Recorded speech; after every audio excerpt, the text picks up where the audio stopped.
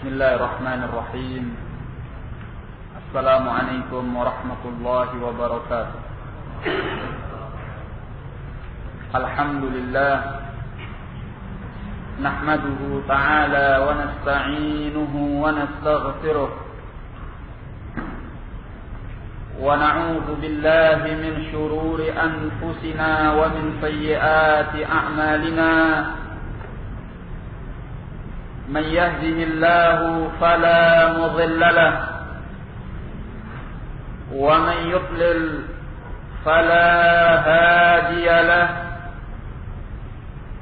أشهد أن لا إله إلا الله وحده لا شريك له وأشهد أن محمدا عبده ورسوله. أما بعد، فيقول ربنا تبارك وتعالى: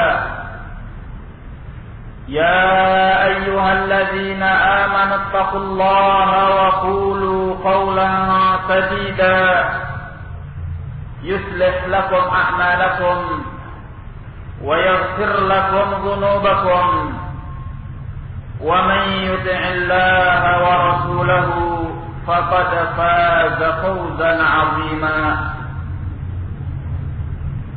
يا أيها الذين آمنوا اتقوا الله حق تقاته ولا تموتن إلا وأنتم مسلمون. يقول نبينا عليه الصلاة والسلام: فإن أصدق الحديث كتاب الله وخير الهدي هدي محمد صلى الله عليه وعلى آله وسلم وشر الأمور محدثاتها فإن كل محدثة بدعة وكل بدعة ضلالة وكل ضلالة في النار. Ikhwani fiddin, rahimani wa rahimakumullah. Kembali kita melanjutkan pelajaran kita sebagaimana biasanya, yaitu kita membaca sebuah risalah kecil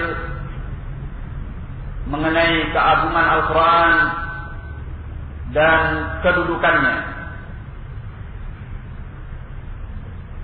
Risalah yang ditulis oleh Fadilatul Syekh Abdul Aziz bin Abdullah Al-Syekh hafizahullah ta'ala, yang berjudul Kitabullah ta'ala wa makanatuhul azimah. Kitabullah dan kedudukannya yang agung. Pada pertemuan ini kita sampai pada pembahasan yang ketujuh dari poin-poin mengenai orang yang membaca atau menghafal Al-Quran hendaknya memperhatikan perkara-perkara tersebut.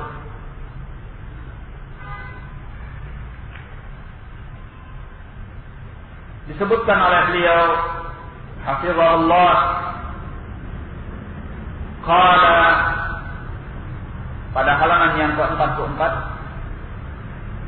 as-sabi', poin yang ketujuh, yustahabbu li qari'il Qur'an fi ghairil fariḍah idza marra bi ayati rahmatin ay yas'al Allah ta'ala min fadlih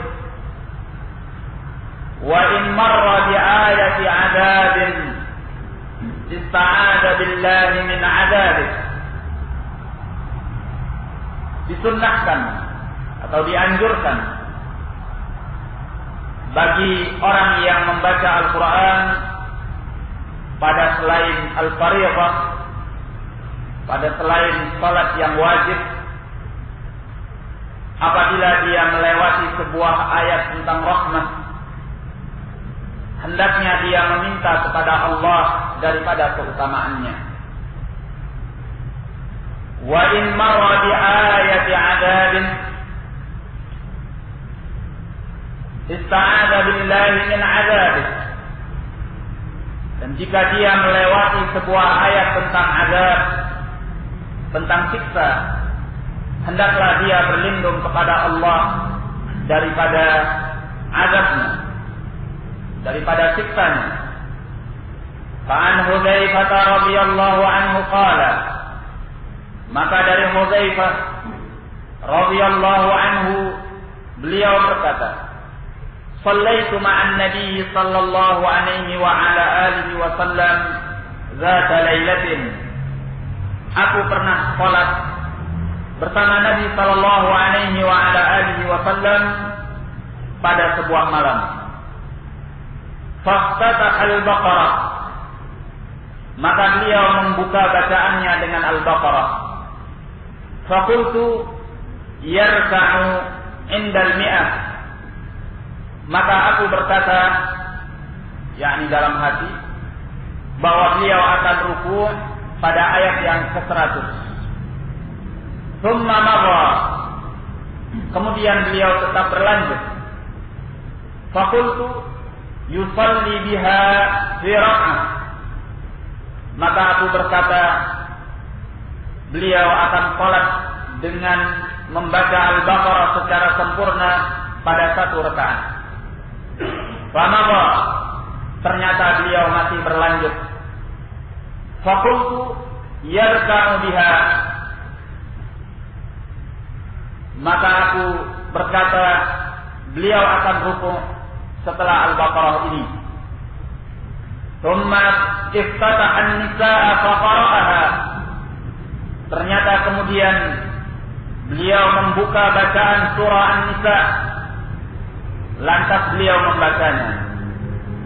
Thumma iftataha Ali Imran faqara'aha.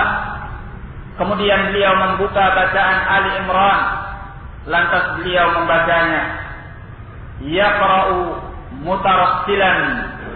Beliau membacanya dalam keadaan perlahan-perlahan. Idza marra bi ayatin fiha tasbihun sabbah.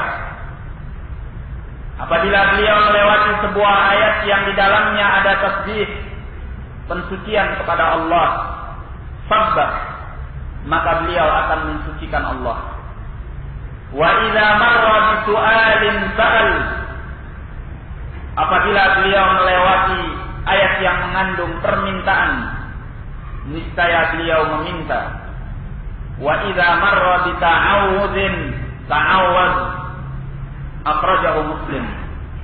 Apabila beliau melewati sebuah ayat yang mengandung perlindungan, maka beliau akan berlindung kepada Allah. Dikeluarkan oleh Al-Imam Muslim. Ini poin yang ketujuh, di mana seorang yang membaca Al-Quran, khususnya di dalam salat yang nafilah, salat yang sunnah mustahabbah, bila dia melewati ayat tentang rahmah, dia meminta rahmat Allah. Jikalau dia melewati ayat tentang azab, maka dia berlindung kepada Allah daripada azabnya. Dan ini tidak dilakukan olehnya ketika dia melaksanakan salat al-fariidhah, salat yang wajib.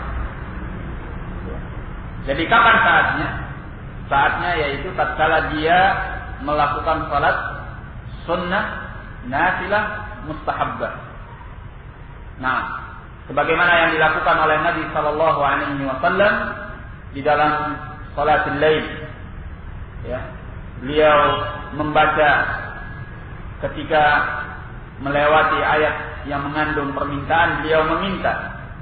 Tatkala melewati ayat yang mengandung perlindungan, maka beliau berlindung kepada Allah Subhanahu wa ta'ala. Nah, dan ini hukumnya bukan wajib. Hukumnya adalah sunnah, mustahabbah. Artinya, apabila ada orang yang melaksanakan salat sunnah atau salat mustahabbah, nafilah, lalu tatkala dia melewati ayat tentang rahmat, dia tidak meminta rahmat Allah, dan dia terus berlanjut. Atau ketika dia melewati ayat tentang azab, dia tidak berlindung kepada Allah dan dia terus berlanjut, maka yang demikian ini tidak mengapa insyaallah. Karena hukumnya apa? Hukumnya adalah sunnah mustahabbah untuk dia meminta rahmat Allah kalau dia melewati ayatul rahmah, atau berlindung kepada Allah dari azabnya kalau dia melewati ayat tentang azab. Qala as-samin, yang ke-8, yanbaghi lil muslim ay yata'ahada hifdhah, selayaknya bagi setiap muslim bahwa dia menjaga hafalannya, menjaga hafalan daripada Al-Quran. Dan yang menjaga hafalan ini bukan saja orang yang hafal Al-Quran secara lengkap, tapi siapapun yang hafal sesuatu daripada Al-Quran, maka hendaklah dia menjaga hafalannya itu. Apakah dia hanya hafal 1 surat, 2 surat, 3 surat, 1 ayat, 2 ayat, 3 ayat, ya. Apapun yang dia hafal daripada Al-Quran, maka hendaklah dia berupaya untuk selalu menjaga hafalannya itu. Fa in nasiya syai'an minhu, jika dia lupa sesuatu daripada Al-Quran, fala yaqul inni nasitu, jika dia lupa sesuatu daripada Al-Quran, maka janganlah dia mengucapkan sesungguhnya aku lupa. Walakin liyaqul inni unsitu au nusitu, akan tetapi hendaklah dia mengatakan sungguhnya aku dilupakan. Ya. Dalam bahasa Arabnya boleh dia mengatakan unsitu atau nusitu, aku dilupakan. Ya. Nanti akan diterangkan kenapa dia tidak boleh untuk mengatakan aku lupa. Karena yang demikian itu memberi pertanda atau memberi sinyal bahwa dia meremehkan dan tidak memperhatikan Al-Qur'annya. Sehingga sebaiknya dia beradab dengan Al-Qur'an dan mengatakan bahwa aku dilupakan, supaya tidak ada di dalamnya sinyal yang memberitahu bahwa dia meremehkan Al-Qur'an. Qala yaqulu an-nabiy sallallahu alaihi wa ala alihi wa sallam, bersabda Nabi sallallahu alaihi wa ala alihi wa sallam, bi'sa ma li ahadihim ay yaqula nasitu ayatan kaita wa kaita. Saya ulangi, bi'sa ma li ahadihim ay yaqul nasitu ayatan kaita wa kaita bal nusiya, akhrajahu al-Bukhari. Bersabda Nabi sallallahu alaihi wa ala alihi wa sallam, sangatlah jelek salah seorang dari mereka itu tatkala dia mengatakan aku lupa ayat yang demikian dan demikian, akan tetapi dia telah dilupakan. Akhrajahu al-Bukhari. Jadi jangan sampai dia mengatakan aku lupa ayat ini dan ayat itu, tapi hendaklah dia beradab terhadap Al-Quran dan dia mengatakan bahwa aku dilupakan, ya, dilupakan ayat demikian dan demikian. Ini adalah adab terhadap Al-Quran. Qala wa innama nuhiya an qaul nasitu, hanya saja dia dilarang dari ucapannya bahwa aku lupa, li'annahu musy'irun bit-tasahul wat-tahawun fi amril Qur'an. Dilarang yang demikian itu karena yang demikian itu memberi sinyal tentang peremehan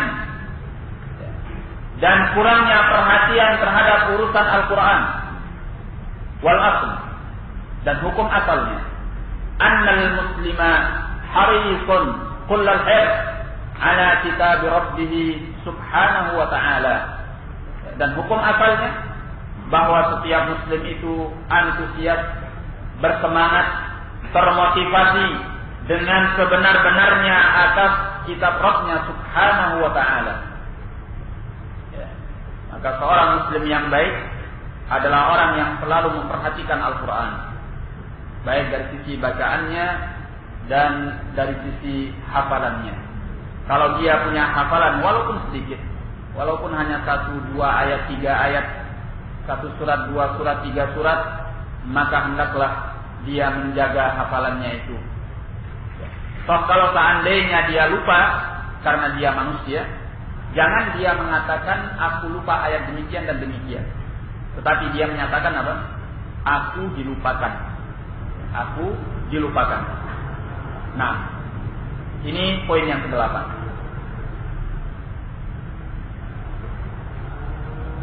At-tasi, yang ke-9. La ba'sa bi qira'atil Qur'an fi ahwalil insani masyian aw rakiban aw muqtadi'an. Tidak mengapa membaca Al-Quran dalam berbagai keadaan seorang insan. Apakah dalam keadaan dia berjalan, atau dia berkendaraan, atau dalam keadaan dia berbaring. Ya. Maka dalam semua keadaannya boleh untuk dia membaca Al-Quran. Nah, dan disebutkan di dalam As-Sahih, kana Nabi sallallahu alaihi wasallam yadhkurullaha ta'ala fi kulli ahyan. Dahulu Nabi sallallahu alaihi wasallam berzikir atau mengingat Allah pada semua keadaannya. Nah, hanya saja tentunya dia menghindari tempat-tempat yang tidak baik untuk membaca Al-Quran. Ya, seperti misalnya di WC, ya, di tempat-tempat yang kotor, tempat-tempat yang najis, ya, maka hendaklah dia menghindari untuk membaca Al-Quran. Dan sebaik-baik tempat untuk dia membaca Al-Quran adalah tatkala dia duduk di dalam masjid dan membaca Al-Quran. Ya. Dan demikian pula sangat utama dan lebih utama dia membaca Al-Quran di dalam sholatnya tatkala dia berada di dalam masjid. Nah, jadi dalam semua keadaannya seorang boleh membaca Al-Quran. Dalam keadaan berjalan, mengendarai, ataupun dalam keadaan berbaring. Fa'an Abdullah bin Mughaffal radhiyallahu anhu. Maka dari Abdullah bin Mughaffal radhiyallahu anhu, qala ra'aitu an-nabiyya sallallahu alaihi wasallam yaqra'u wa huwa 'ala naqatihi aw jamalihi. Beliau berkata, aku pernah melihat Nabi sallallahu alaihi wasallam membaca Al-Quran dalam keadaan beliau di atas ontanya. Ya. Naqah adalah onta betina, sedangkan jamal adalah onta jantan. Beliau membaca Al-Quran dalam keadaan beliau di atas onta betinanya atau di atas onta jantannya. Wahia tasiru bihi, sementara onta itu berjalan bersama beliau, yakni sedang membawa beliau di atasnya. Wa huwa yaqra'u surat al-Fath, sementara beliau membaca surah Al-Fath atau min surat Al-Fath, atau bahagian daripada surat Al-Fath, qira'atan layyinah, bacaan yang lembut. Yaqra'u wa huwa yurajji', beliau membaca dalam keadaan sedang mengalihkan kendaraannya untuk kembali. Akhrajahu al-Bukhari, dikeluarkan oleh al-Imam al-Bukhari. Nah, jadi walaupun dalam keadaan dia sedang berkegiatan, boleh saja dia membaca Al-Quran. Ya, membaca Al-Quran. Asalkan dia membacanya jangan di tempat-tempat yang kotor ataupun najis, tempat-tempat yang tidak baik. Wa fi sahihain an Aisyah radhiyallahu anha qalat, dan di dalam dua sahih yaitu Al-Bukhari dan Muslim dari Aisyah radhiyallahu anha, beliau berkata, kana Rasulullah sallallahu alaihi wa ala alihi wa sallam yattaki'u fi hijri wa ana haid fa yaqra'ul Qur'an. Dahulu Rasulullah sallallahu alaihi wa sallam bersandar pada bagian antara pangkal leherku dan dadaku, sementara aku dalam keadaan haid. Lantas beliau membaca Al-Quran. Hijr yaitu ma baina nahr wa sadr, antara pangkal leher dengan dada. Maka bahagian ini disebut dengan al-hijr. Dahulu Rasulullah sallallahu alaihi wasallam bersandar kepada hijr Aisyah radhiyallahu anha dalam keadaan beliau haid, namun Nabi sallallahu alaihi wasallam tetap membaca Al-Quran. Baik. Ini menunjukkan bahwa tatkala seorang sedang bersandar kepada seorang wanita yang haid, yang halal untuknya, ya, maka boleh dia membaca Al-Quran. Baik. Qala. Hadis ini dikeluarkan oleh Al-Bukhari dan Muslim. وجاء عن عائشة رضي الله عنها أنها تقرأ حزبها وهي مضطجعة على السرير. Dan datang pula daripada Aisyah radhiyallahu anha bahwasanya beliau membaca bahagiannya daripada Al-Quran dalam keadaan beliau berbaring di atas tempat tidurnya. Wa an Abi Musa al-Ash'ari radhiyallahu anhu qala inni aqra'ul Qur'an fi salati wa aqra'u ala firashi. Dari Abi Musa al-Ash'ari radhiyallahu anhu, beliau berkata, sesungguhnya aku membaca Al-Quran baik dalam salatku maupun aku membacanya di atas tempat tidurku. Jadi seorang boleh membaca Al-Quran apakah dalam keadaan berdiri, berjalan, berbaring, berkendaraan, dan dalam semua keadaannya, sebagaimana yang telah disebutkan dalam riwayat-riwayat ini tadi. Dan satu pelajaran yang bisa kita petik dari poin yang 9 ini, di mana seorang Muslim hendaknya mengisi waktu-waktunya dengan membaca Al-Quran kapanpun dia sempat. Ya. Dan ini adalah keuntungan bagi orang yang punya hafalan Al-Quran. Dia bisa membaca Al-Quran itu dalam semua keadaan. Baik tatkala dia duduk, tatkala dia berdiri, tatkala dia berkendaraan, tatkala dia berbaring, tatkala dia dalam keadaan apa saja. Ya. Maka alangkah baiknya walaupun kita memiliki sedikit daripada hafalan Al-Quran, kita berupaya untuk membaca Al-Quran itu dalam semua keadaan kita. Ya, sehingga apa yang sudah kita hafal daripada Al-Quran itu semakin mantap dan mantap. Ya. Apabila kita telah membaca dan menghafal Al-Quran dengan baik, maka Al-Quran itu tidak akan hilang daripada kita. Sekarang kalau seandainya masing-masing kita disuruh untuk membaca Al-Fatihah, adakah di antara kita yang lupa? Tentu tidak. Dalam kesempatan apapun, dalam keadaan apapun, dalam situasi apapun, kalau kita disuruh untuk membaca Al-Fatihah, kita dengan lancar bisa membacanya. Iya. Kenapa? Karena Al-Quran yang kita hafal, yaitu surah Al-Fatihah ini, adalah surah yang selalu kita ulang-ulang dalam setiap sholat kita. Sehingga orang yang membacanya sambil menghayal pun dia bisa membacanya dari hafalannya. Ya. Bahkan dengan merem katanya. Dengan merem seorang bisa membaca Al-Fatihah. Ya. Kenapa? Karena dia sudah terbiasa dengan Al-Fatihah tersebut. Maka orang yang ingin makan hafalan Al-Qurannya, walaupun sedikit, maka hendaklah dia mengulang-ulangnya dalam semua keadaan. Ya, di dalam sholatnya, di luar sholatnya, maka dalam keadaan berjalan, berdiri, berbaring, duduk, berkendaraan, dan keadaan-keadaan yang lainnya. Nah, jadi tentunya seorang yang muslim sangat memperhatikan Al-Quran dan berupaya untuk membacanya dalam semua keadaannya. Nah, dan tentunya memiliki keuntungan, ya, memiliki keuntungan, keberkatan dari Allah Tabaraka wa Ta'ala tatkala kita membaca Al-Quran dalam waktu-waktu kita yang kosong,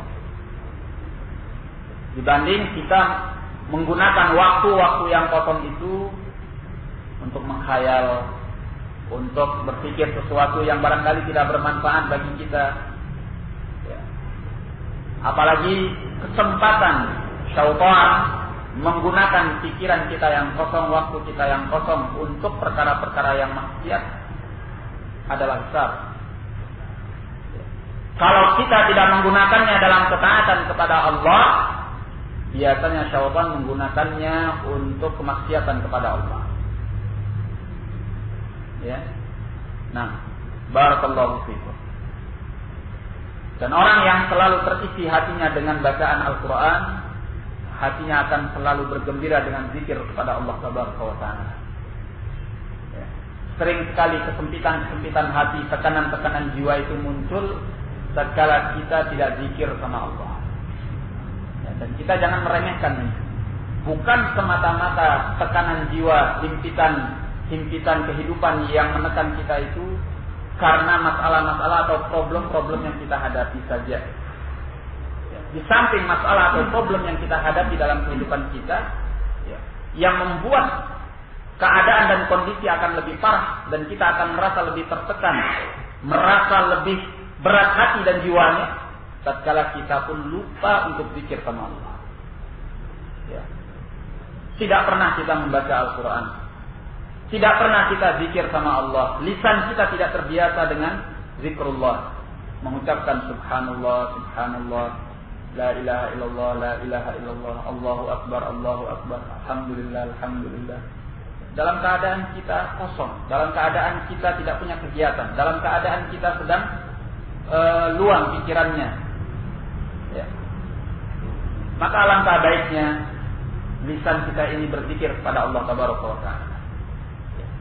Di antara zikir itu adalah kita membaca Al-Quran, ayat-ayat yang sudah kita hafal, surat-surat yang sudah kita hafal, kita ulangi, sehingga dengan demikian kita semakin dekat dengan Allah dan diberi keberkatan oleh Allah Tabaraka wa Ta'ala. Nah, barakallahu fiik. Al-ashir, yang ke-10. Al-wajibu 'ala al-muslimin al-ikhtilafu 'ala al-Qur'ani hala qira'atih. Merupakan kewajiban atas segenap kaum muslimin bahwa mereka bersatu padu atas Al-Quran tatkala membacanya. Wal hadaru minal munaza'ati wal iftiraq, dan menghindarkan diri daripada pertentangan dan perpecahan. Ya. Maka tatkala kita membaca Al-Quran, menghafal Al-Quran, jauhkan hal-hal yang membuat timbulnya perpecahan dan pertikaian, perselisihan. Ya. Upayakan suasana di dalam kita membaca dan menghafal Al-Quran itu adalah suasana yang teduh, damai, suasana yang kondusif.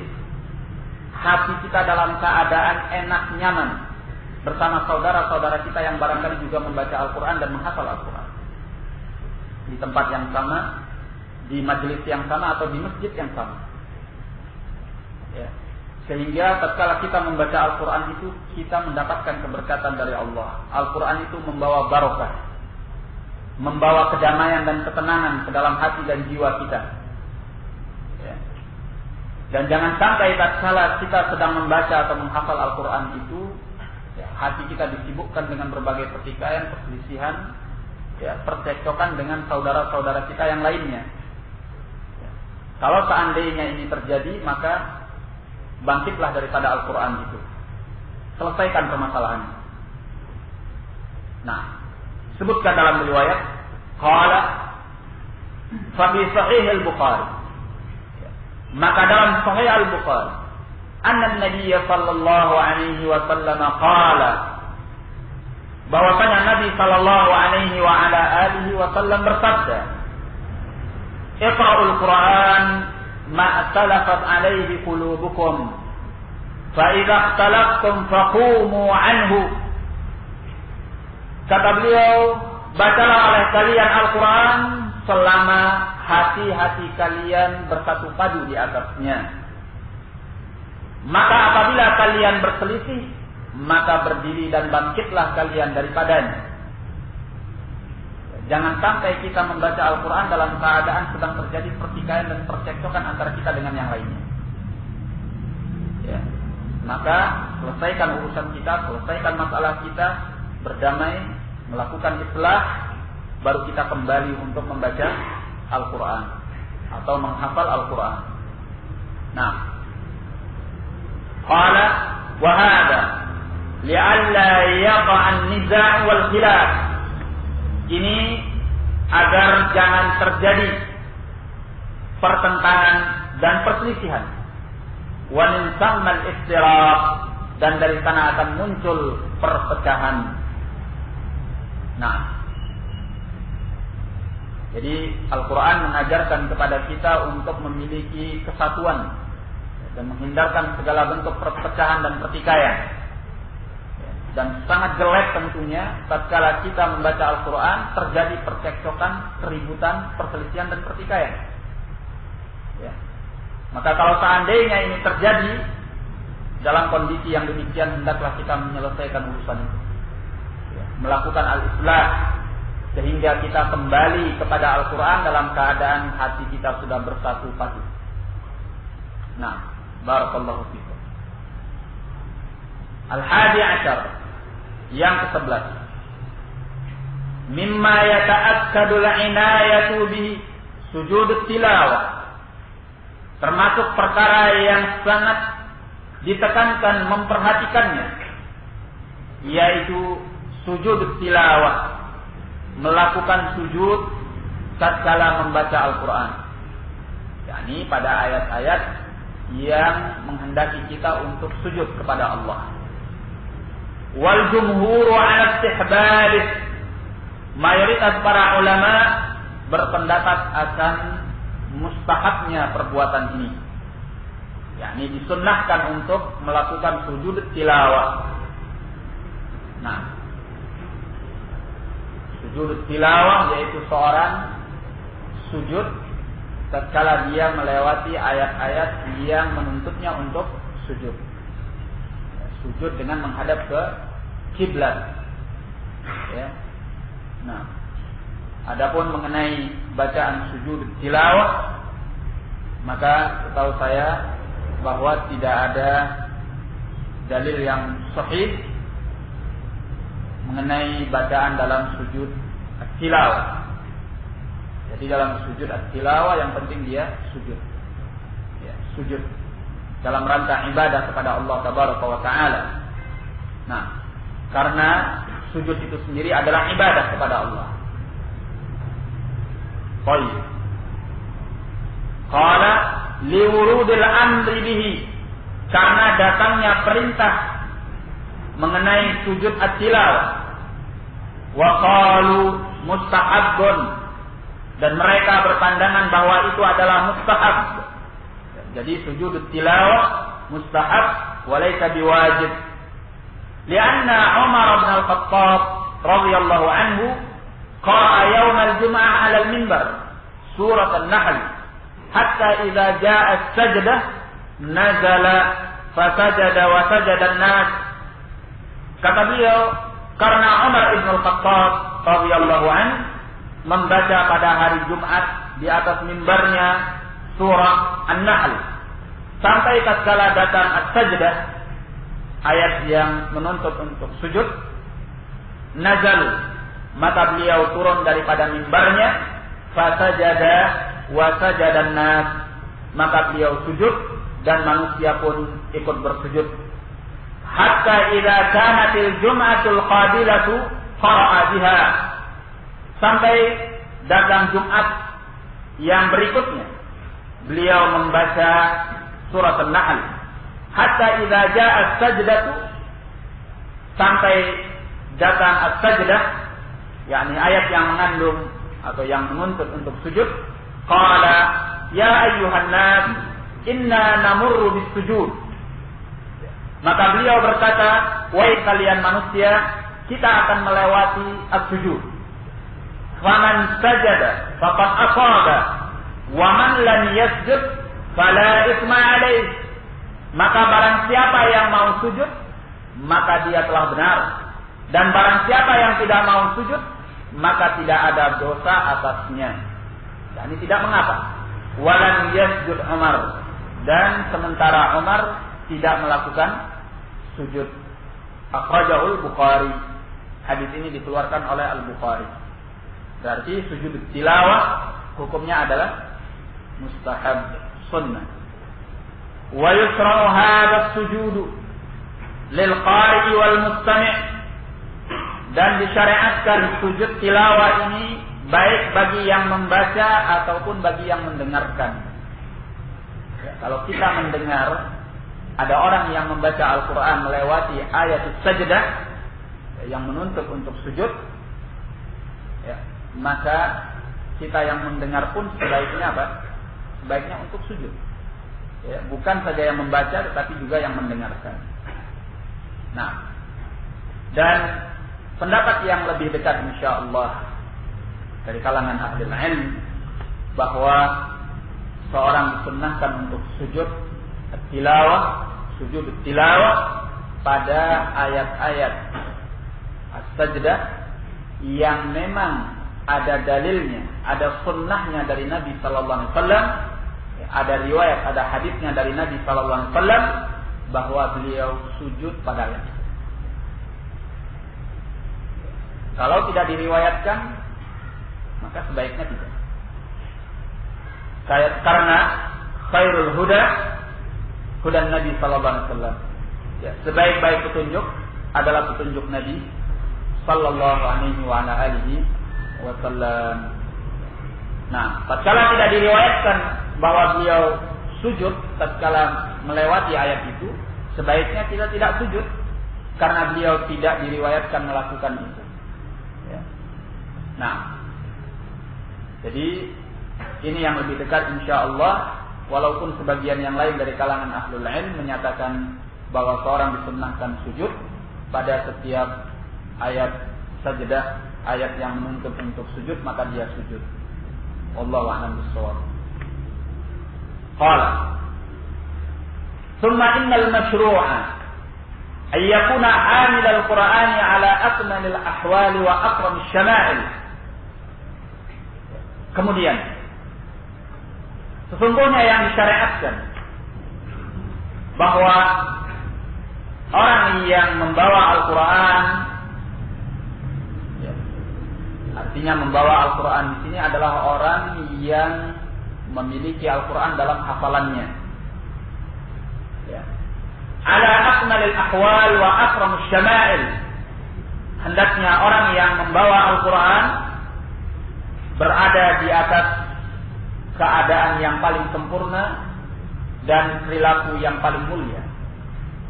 Wa ayyarfa'a nafsahu an kulli ma naha al-Qur'anu an, dan hendaklah dia mengangkat dirinya dari setiap perkara yang dilarang oleh Al-Quran. Jadi orang yang punya hafalan Al-Quran, membawa Al-Quran, hendaknya dia memperhatikan akhlak dan adabnya, memperhatikan gerak-geriknya dan diamnya. Ya. Jangan sampai dia menjerumuskan diri dalam perkara-perkara yang dilarang oleh Al-Quran. Ijlalan li kitabillah ta'ala, dalam rangka memuliakan kitabullah ta'ala. Wa ayyakuna masunan andani il-makasib, dan hendaklah dia seorang yang terjaga dari usaha-usaha, pekerjaan-pekerjaan yang rendah. Nah, jadi hendaknya dia menjunjung tinggi akhlak yang mulia, ya, makarimul akhlak, ya, kemudian menjauhkan diri dari perbuatan-perbuatan maksiat kepada Allah, juga menghindarkan diri dari usaha-usaha pekerjaan-pekerjaan yang rendah, yang tidak baik, yang mengandung perkara haram, atau yang mengandung syubhat, atau yang mengandung perkara tidak baik. Ya. Nah, dan diantaranya di mana seorang yang hafizul Quran menjauhkan diri dari pekerjaan misalnya sebagai pembersih, cleaning service, kamar mandi. Ya. Karena ini pekerjaan yang kurang baik, pekerjaan yang bisa dikatakan rendah. Walaupun hasilnya tidak bisa kita katakan haram, tapi ini kurang menjaga muru'ah, harga diri. Ya. Nah, orang yang biasa bergelut dengan kotoran itu memberikan akses pengaruh jiwa yang tidak baik. Maka seorang hamilul Quran, hafizul Quran, menghindarkan diri dari usaha-usaha yang seperti ini sifatnya. Tukang korek parit misalnya, tukang pungut sampah, pemulung, jangan. Karena ini memberikan akses yang tidak baik, pengaruh yang tidak baik kepada jiwa dan pikirannya, benaknya. Sementara dia sedang membawa Al-Quran, sedang menghafal Al-Quran. Dan Al-Quran itu adalah sesuatu yang mulia. Oleh karena itu dia menjauhkan diri dari perkara-perkara yang rendah, usaha-usaha pekerjaan-pekerjaan yang kurang baik, walaupun bukan maksiat kepada Allah, bukan haram, tetapi kalau itu kurang memberikan cerminan harga diri, kurang memberikan cerminan akhlak ataupun kesopan santunan, maka hendaklah dia menjauhkan diri daripadanya. Nah, mutarafi'an an tafasifil umur, ya, mengangkat diri daripada perkara-perkara yang bodoh, perkara-perkara yang mengandung kepandiran, perkara-perkara yang tidak layak. Misalnya seorang hafizul Quran jangan suka bergurau dengan gurauan-gurauan yang jorok, misalnya gurauan-gurauan yang tidak bermanfaat, ya, atau hal-hal yang tidak mencerminkan kepribadian yang baik, tidak mencerminkan akan akhlak yang baik, tidak mencerminkan kesopan santunan, ya, tidak mencerminkan akan kekuatan akal dan kebersihan jiwa. Ini dijauhkan oleh seorang hamilul Quran atau hafizul Quran. Mutawadhi'an li'ibadillah, merendah diri terhadap hamba-hamba Allah, ya, merendah diri terhadap hamba-hamba Allah, tidak angkuh, tidak sombong, ya. Walaupun dia seorang hafizul Quran, bukan berarti bahwa dia patut untuk merendahkan orang lain, ya, atau membodoh-bodohkan orang lain. Karena seorang hafizul Quran hendaknya dia bersifat dan berakhlak dengan akhlak Al-Quran. Nah, sebagaimana Nabi Sallallahu Alaihi Wasallam, beliau dinyatakan di dalam Al-Quran, wa innaka la'ala khuluqin azim, dan sungguhnya engkau berada di atas akhlak yang agung. Dan dinyatakan oleh Aisyah radhiyallahu anha, kana khuluquhu Al-Quran, dahulu akhlak beliau adalah Al-Quran. Nah, jadi orang yang membawa Al-Quran atau yang juga bisa diistilahkan dengan hafizul Quran, ini benar-benar menjadi manusia mulia, manusia panutan, tauladan, ya, seorang profil yang pantas untuk dijadikan sebagai pemuka dalam agama. Punya akhlak yang baik, punya sopan santun, punya kerendahan hati, punya kemuliaan, ya, di samping juga punya kekuatan akal dan kecerdasan karena dia telah menghafal Al-Quran. Qala wa bil jumlati yakunu khuluquhul Quran, dan secara global hendaklah akhlaknya adalah Al-Quran. Kama kana hada hadiyan Nabi sallallahu alaihi wasallam fima akhbarat anhu Aisyah radhiyallahu anha, sebagaimana ini adalah jalan yang dilalui oleh Nabi sallallahu alaihi wasallam dalam apa yang telah diberitakan oleh Aisyah radhiyallahu anha. Nah, jadi orang yang hafal Al-Quran itu berupaya untuk menjaga diri dengan sebaik-baiknya, bukan menjadi seorang yang menjauhkan diri daripada pergaulan dengan manusia, ya, tapi menjaga diri dari hal-hal yang tidak baik, ya, sehingga Al-Quran itu menjadi sesuatu yang tercermin di dalam kehidupannya, ya.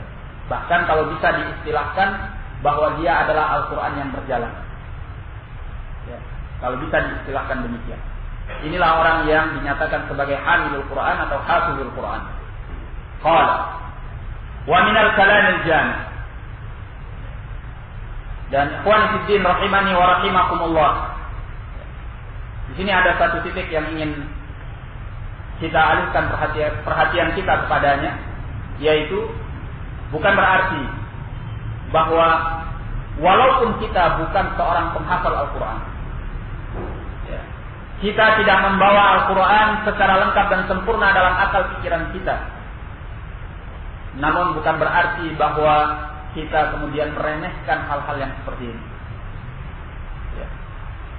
Selama kita adalah seorang yang muslim, yang tentunya seorang muslim itu sedikit atau banyak di dalam pikirannya ada Al-Quran, ya, sedikit atau banyak dia terhitung daripada hamilul Quran, maka hendaklah dirinya mencerminkan daripada Al-Quran, tidak melaksanakan apa yang dilarang oleh Al-Quran, dan selalu menjalankan apa yang diperintahkan oleh Al-Quran, berakhlak dengan akhlak yang mulia, menjauhkan diri dari pekerjaan-pekerjaan, usaha-usaha yang rendah, yang tidak mengandung akhlak, atau yang tidak mengandung kesopan santunan, yang tidak menunjukkan kepada kebersihan dan kejernihan, ya, menghindarkan diri dari perkara-perkara rendah, perkara-perkara bodoh, yang tidak layak, yang tidak pantas bagi seorang muslim yang membawa Al-Quran. Rendah diri, rendah hati kepada sesama hamba-hamba Allah, ini hendaknya menjadi perhatian kita semuanya, ya. Mudah-mudahan kalau kita memperhatikan yang demikian ini, walaupun kita sekarang ini bukan seorang penghafal Al-Quran yang baik, kita bukan seorang yang membawa Al-Quran secara lengkap dan sempurna dalam akal pikiran kita, semoga dengan kita memperhatikan hal-hal yang telah disebutkan ini, Allah mudahkan kita untuk membaca, menghafal ayat-ayat Al-Quran, sehingga ayat-ayat Al-Quran itu semakin menempel, semakin kuat dalam akal pikiran kita, ya, waktu demi waktu, masa demi masa, apa yang kita baca dan apa yang kita hafal dari Al-Quran itu bertambah dan dimudahkan oleh Allah. Nah, dan biasanya Al-Quran itu akan menjauh dari orang-orang yang tidak membersihkan diri dari hal-hal yang disebutkan, ya. Bagaimana yang dinyatakan oleh sebagian ulama, bahwasanya ilmu itu tidak akan berkumpul dengan perkara-perkara yang kotor, kemaksiatan-kemaksiatan kepada Allah Tabaraka wa Ta'ala, ya. Jadi kalau ada keluhan-keluhan daripada kita, kenapa saya sulit membaca dan menghafal Al-Quran, marilah kita mulai dengan kita membersihkan diri kita sehingga kita dimudahkan untuk Al-Quran, ya. Kalau diri kita bersih sebagaimana yang dikehendaki oleh Allah dan Rasulnya Sallallahu Alaihi Wasallam, Al-Quran itu akan mudah, akan gampang, ya. Allah pun telah menyatakan di dalam Al-Quran, walaqad yassarnal Qur'ana lidzikri fahal min mudzakir. Kami telah mudahkan Al-Quran itu untuk diingat. Apakah ada orang yang mau mengambil peringatan, ya. Sehingga tidak ada kata-kata sulit sebenarnya untuk Al-Quran. Namun yang dibutuhkan daripada kita adalah kesungguhan kita, dan dimulai dengan kita membersihkan diri sehingga Al-Quran itu menempati tempat yang bersih. Nah, barakallahu fiik. Qala wa min al-kalam al-jami' alladhi yanbaghi an yatamassalahu hamilu kitabillah ta'ala ma qalahu Abdullah bin Mas'ud radhiyallahu anhu. Kata beliau, termasuk ucapan yang global, ucapan yang mengumpulkan makna-makna baik, alladhi yanbaghi, yang selayaknya, ayyatamassalahu hamilu kitabillah ta'ala, dilaksanakan oleh orang yang membawa kitabillah, maqalahu Abdullah bin Mas'ud radhiyallahu anhu, yaitu apa yang diucapkan oleh Abdullah bin Mas'ud radhiyallahu anhu, yanbaghi lihamilil Quran ayyu'rafa bilailihi idzan nasu naimun. Selayaknya bagi orang yang membawa Al-Quran bahwa dia dikenal dengan malam harinya tatkala manusia sedang asyik tidur. Ya, orang yang hamilul Quran atau hafizul Quran, ya, dia menyibukkan diri, ya, dengan Al-Qurannya di malam hari tatkala manusia sedang asyik tidur. Orang lain sedang ngorok, dia sedang melantunkan bacaan-bacaan Al-Qurannya. Ya. Wa binaharihi idzan nasu mufassirun. Ya. Wa binaharihi idzan nasu muftirun. Dan dikenal dengan siang harinya tatkala manusia berbuka. Maksudnya bahwa seorang hamilul Quran atau hafizul Quran, tatkala manusia di siang hari dalam keadaan berbuka, dia dikenal sebagai seorang yang berpuasa. Ya. Jadi dia berbeda dengan manusia dengan hal-hal yang baik. Dia tetap lebih di depan dibanding orang-orang lain. Tatkala manusia tidur, dia sibuk dengan membaca Al-Quran ataupun sholatul lail. Atau dia gabungkan sekaligus sholatul lail dengan membaca Al-Quran yang dia hafal. Ya. Kalau dia ingin, dia bisa mencontoh Nabi membaca surah Al-Baqarah, kemudian An-Nisa, kemudian Ali Imran pada satu rakaat. Kalau dia mampu. Ya. Nah, barakallahu. Di siang harinya tatkala manusia berbuka, maka dia berpuasa. Dia unggul dengan kebaikan dari segenap manusia. Wa bi huznihi idzan nasu yafrahun. Dan dia dikenal dengan kesedihannya tatkala manusia itu bergembira. Tatkala manusia bergembira, sibuk dengan mendengar kehidupan dunia dan kesenangan-kesenangan dunia, gemerlap-gemerlap dunia, maka dia mengucurkan air mata dengan kesedihan tatkala dia membaca ayat-ayat dan peringatan-peringatan Allah di dalam Al-Quran. Ya. Manusia tertawa terbahak-bahak sementara dia dalam keadaan sedih, mengingat nasibnya di sisi Allah Tabaraka wa Ta'ala di yaumil qiyamah nanti. Ya. Wa bi bukaihi idzan nasu yadhakun. Dan dia dikenal dengan tangisannya tatkala manusia sedang terbahak-bahak. Ya, manusia sedang tertawa ria, sementara dia sedang menangis terisak-isak tatkala dia mendekatkan diri kepada Allah dengan tilawatul Quran. Ya. Wa bi sumtihi idzan nasu yaqudun. Dia dikenal dengan diamnya tatkala manusia larut di dalam pembicaraan mereka. Manusia sedang sibuk ngobrol ngalor ngidul, ya, kesana dan kemari dengan segala obrolan-obrolan dan tingkah laku mereka, sementara dia diam, sedang berkhidmat atau sedang berpikir tentang ayat-ayat yang tadi dibacanya, yang tadi dihafalnya, makna-makna yang terkandung di dalamnya. Sedang dia mengingat peringatan-peringatan Allah yang telah diturunkan di dalam Al-Quran. Ya. Wa bi khushu'ihi idzan nasu yahtalun. Dia dikenal dengan kekhusyuannya. Ya. Tatkala manusia itu dalam keadaan sombong dan congkak. Jadi berbeda orang yang hamilul Quran, hafizul Quran dibanding segenap manusia yang lain yang tidak demikian. Ya. Orang yang membawa Al-Quran itu terjaga, baik gerak-geriknya maupun diam. Ya, tangannya, kakinya, pandangannya, penglihatannya itu diarahkan oleh Allah Subhanahu wa taala dengan bimbingan Al-Quran. Orang yang bisa seperti ini, apabila dia menghafal Al-Quran dalam keadaan dia mengerti apa yang dia hafal, menghayati apa yang dia hafal dan mendalami apa yang dia hafal. Tapi kalau hanya sekedar hafal saja, sementara dia tidak mengerti apa yang dia hafal, apalagi menghayati, apalagi mendalami, apalagi mentadabburi, maka dia tidak akan bisa melakukan ini. Ya, mungkin dia punya kebaikan hafal lafaz Al-Quran, tapi dia tidak mengerti akan maknanya.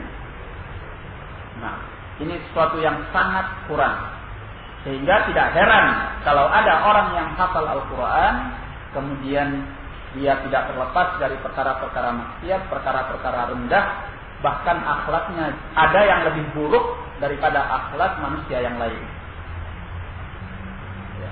Makanya sudah saya pernah ingatkan, disinilah beda antara Ahlus Sunnah dengan Ahlul Bidah. Ya. Mungkin bisa sama.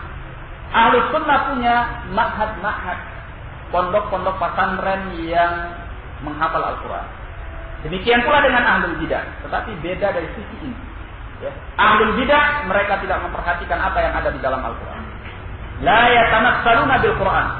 Sementara Ahlus Sunnah khuluquhum Al-Quran. Ya, akhlak mereka adalah Al-Quran karena mereka memang sangat mengerti dan sangat mendalami tentang Al-Quran tersebut. Barakallahu fikum. Kita cukupkan dulu sampai di sini. Lebih dan kurangnya saya mohon maaf. Wabillahi taufiq wal hidayah. Assalamualaikum warahmatullahi wabarakatuh.